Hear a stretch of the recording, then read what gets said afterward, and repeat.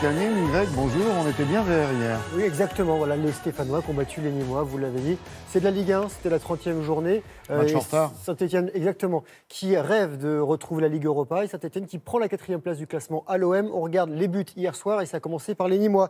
C'est Stéphanois, en fait, donc, et accueilli ces Nîmois qui ouvrent le score dès la 2e minute d'une tête de Bobichon. Et les Verts qui sont en quête d'un deuxième succès d'affilée égalisent peu avant la demi-heure de jeu par Cabella. Et ensuite, il double la mise en fin de deuxième période grâce à Beric, que l'on a d'abord cru hors jeu, mais il n'était pas. Victoire de Saint-Etienne 2-1. La SE qui ravit la 4e place du classement à Marseille et 3e défaite en 4 matchs pour les Nîmois. Ils sont 12e. Foot, Ligue 2, cette fois-ci, dernier match de la 20e journée. Score nul et vierge entre Lens et Le Havre. 27 frappes au total. Les Lensois qui ratent l'occasion de se rapprocher du podium. Ils sont 5e et la montée directe en Ligue 1 donc, semble compliquée. Le Havre est 9e et sur le podium, ça veut pas rentrer. Metz, Brest, Paris FC. Voilà, non, ça n'est pas rentré là-bas. C'est dingue, il fait plaisir à Nathalie avec un peu de basket quand même. Basket et Monaco qui enchaînent avec une 7e victoire d'affilée. C'est le championnat élite, regardez, 24e journée.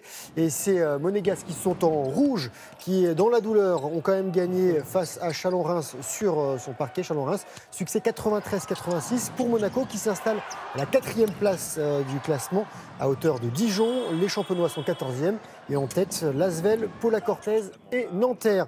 De la NBA, les Utah Jazz dominent les Charlotte Hornets 111-102. 5e victoire consécutive pour les hôtes du soir. 3e défaite d'affilée pour la franchise de Caroline du Nord. Et si Nicolas Batum n'a pas joué côté de Charlotte, son compatriote français Rudy Gobert en action a lui marqué 18 points côté Jazz. Joli collant. On va rester aux États-Unis. Tennis à Charleston avec la Suissesse Belinda Bencic, 21e mondiale, demi-finaliste à Indian Wells, victorieuse à Dubaï en février. Elle passe le premier tour sans difficulté, vainqueur de la qualifiée australienne Ayava, 6-3, 6-0. Bencic affrontera l'américaine Kik qui a éliminé la française Pauline Parmentier.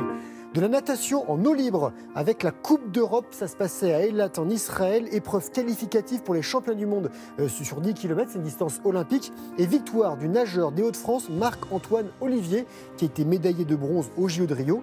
Il sera donc au championnat du monde l'été prochain et il tentera de décrocher son ticket pour les Jeux de Tokyo et il a devancé son coéquipier français, le Montpellierin, David Aubry. Les Français qui sont assez impressionnants Natation, cette natation en eau libre. Et c'est toujours spectaculaire. Moi, je me souviens des images au JO. C'est pour ça qu'on en voit rarement, je vous les mets. C'est vrai, c'est très gentil. Il y a un peu de rallye aussi. Une petite part de désert. Ouais. Voilà, c'est parti. On va commencer par Abu Dhabi. Regardez, ça soufflait pas mal là-bas. Abu Dhabi Desert Challenge, 2e manche de la Coupe du Monde de Rally Raid. Stéphane Peter Hansel, Monsieur Dakar, avec ses 13 victoires sur l'épreuve de référence, a pris la tête du classement à l'issue de la 2e étape. Un autre challenge dans un autre désert, au Maroc. Merzouga Rally aux portes de l'Atlas et victoire d'étape pour le motard tricolore Van Beveren et le Qatari Nasser Al Attiyah, lui est leader en side-by-side, ces petits véhicules. Retour chez nous avec les championnats de France d'enduro, ça s'est déroulé à Saint-Palais dans les Pyrénées-Atlantiques, première manche de la saison et carton plein pour les champions de France. Champion de France élite 1, Jérémy Tarou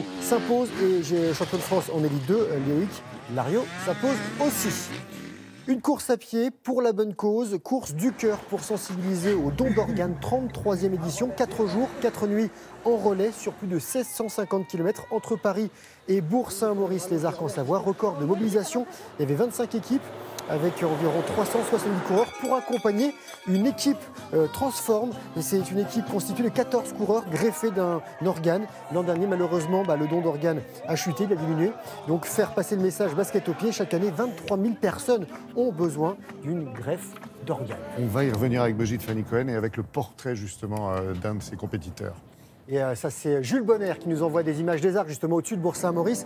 Talentueux freestyler savoyard, filmé au Big Air du Snowpark des Arcs. Des images dans drone, mais pas n'importe quel drone, celui de Benjamin Lavessière, champion de France de drone race, 8e mondial, du FPV, du First Person View. En fait, comprenez de la vision à la première personne. Le pilote, il a un masque, il est en gros immergé dans ses images et dans son drone. Et ça fait quand même des images assez surprenantes. Un film qui s'appelle Fast Fly, à voir sur les réseaux sociaux. En ce moment, il nous envoyait ça hier. Voilà. C'est quel le drone? C'est le skieur ou c'est un peu les deux. Voilà. On se demande au bout d'un moment, on est perdu. Ah, mais c'est toujours spectaculaire et ça fait plaisir dans ces pages de sport, effectivement, d'avoir et les résultats dans les sports collectifs qu'on connaît et qu'on aime.